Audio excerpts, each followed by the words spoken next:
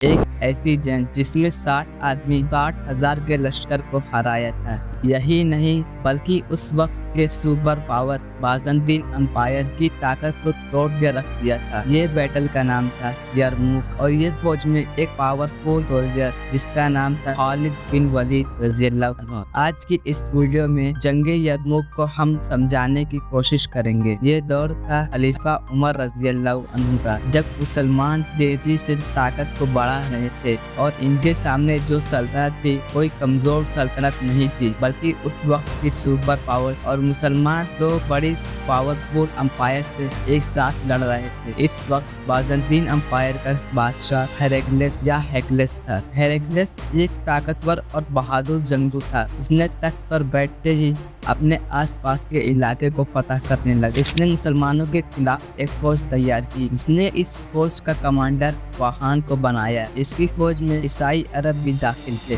जिसे वहान ने इस ईसाई अरब को जबला के अंडर दे दिया था। वहान रवाना हो गया। वही मुसलमान दूसरी तरफ यहाँ वहाँ बिखरे हुए थे। तो जब मुसलमानों को पता चला कि रोमी आ रहे हैं तो मुसलमानों को लीडर सबको एक मैदान में जमा करना शुरू कर दिया। इस वक्त मुसलमान अपनी वतन से काफी दूर थे और रोमियो के करीब थे। तो ये किस्सा है कि मुसलमानों के लीडर ने एक मीटिंग बुलवाई और उसमें ये डिस्कस हो रहा था कि यही लड़े या अपने वतन के करीब में लड़े। अपने कहा कि यही लड़े, लेकिन एक सोल्जर ने कहा कि हमें अपने वतन के करीब में लड़ने फायदेमंद होगा और इस सोल्जर्स का नाम था खालिद बिन वलीद। अपने बात मानी और वहां पहुंचे। दरिया यरमुक के मैदान में खड़े हो गए। दूसरी तरफ भी रोमी फौज आ रही थी। सो कुछ दिन बाद यह भी पहुंच गई। फौज की बात की जाए मुसलमानों की 36 से 40 हजार तक की थी और रोमियो की 1.5 लाख से 2 लाख तक की। और ये जंग कई दिनों तक जारी रही। उनमें से एक दिन ऐसा आया कि रोमी फौज मुसलमानों को ढकेलते ढकेलते उनके खैमों तक ले आई,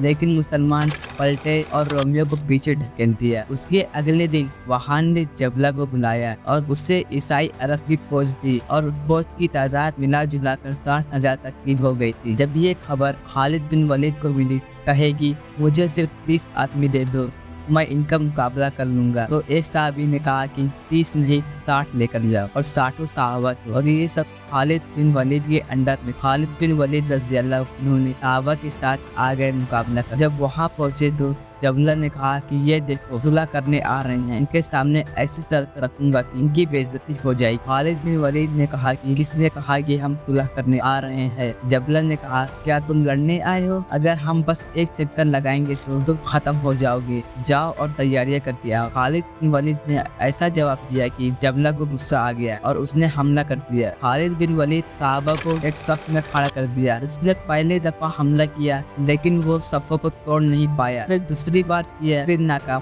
तीसरी बार किया तो तीसरी बार सफ टूट गई। खालिद बिन वलीद ने कहा 6-6 का ग्रुप बना लो, लेकिन रोमियो ने कई दफा हमला किया खालिद बिन वलीद को मारने के लिए। हर बार साहबा रोमियो को पीछे ढकेल देते। खालिद बिन वलीद ने पहले ही ये ऐलान कर दिया था कि भागने वाली फौज के पीछे ना जाए और अब रोमी भागने लगे, लेकिन पीछे करते हुए चले गए। खालिद बिन वलीद रज़ियल्लाहु साहबा को गिनना शुरू किया तो 60 में से सिर्फ 10 साहबा शहीद हुए थे और 30 जो पीछे गए थे उनमें से 25 वापस आ गए और 5 कैद हो गए। लेकिन खालिद बिन वलीद ने साहबा को भी लेकर आ गए, लेकिन कैसे लेकर आए इसी बात कोई और वीडियो में करें। ये जंग में रोमियो को शिकस्त हुई और मुसलमानों को शानदार फतह हुई और ये हो भी नहीं सकता था कि ये जंग हार जाए, क्योंकि इस जंग में एक पावरफुल आदमी था जिसका नाम था खालिद बिन वलीद। नाज़रीन इकराम, ये तो थी जंगे यरमुक।